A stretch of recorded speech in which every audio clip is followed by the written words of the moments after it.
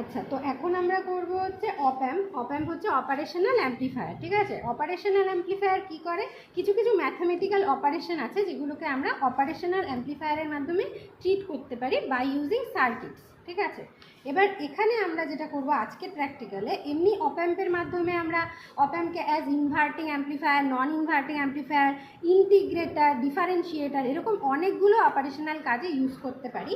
কিন্তু এখানে আজকের প্র্যাকটিক্যালে আমরা দেখব অপ অ্যাম্পকে কীভাবে আমরা ইনভার্টিং অ্যাম্প্লিফায়ার হিসেবে ইউজ করব। এবার ইনভার্ট কথার অর্থ কি, যে তুমি যেটাকে দেবা, ইনভার্ট মানে ওটা জাস্ট অপোজিট হয়ে যাবে। অর্থাৎ তুমি যদি ইনপুটে পজিটিভ দাও তাহলে ইনভার্টেড হয়ে আউটপুট কী হয়ে যাবে, নেগেটিভ হয়ে যাবে। আর ইনপুটে যদি তুমি নেগেটিভ দাও তাহলে আউটপুট কী পাবা, তুমি পজিটিভ পাবা।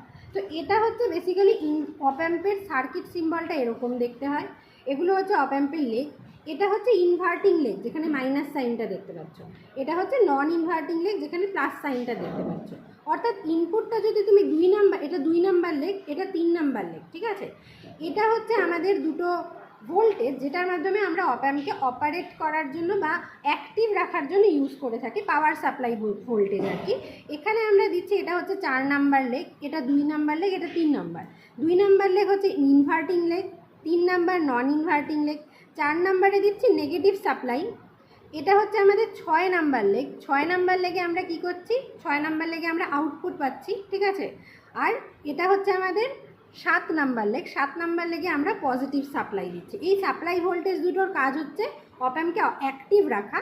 আর এখানে এই লেগটা মানে 2 নাম্বার লেগ অথবা 3 নাম্বার লেগে আমরা কি দিচ্ছি, ইনপুট ভোল্টেজ দিচ্ছি। তার রেসপেক্টে 6 নাম্বার লেগে আমরা আউটপুট ভোল্টেজ পাচ্ছি। ঠিক আছে।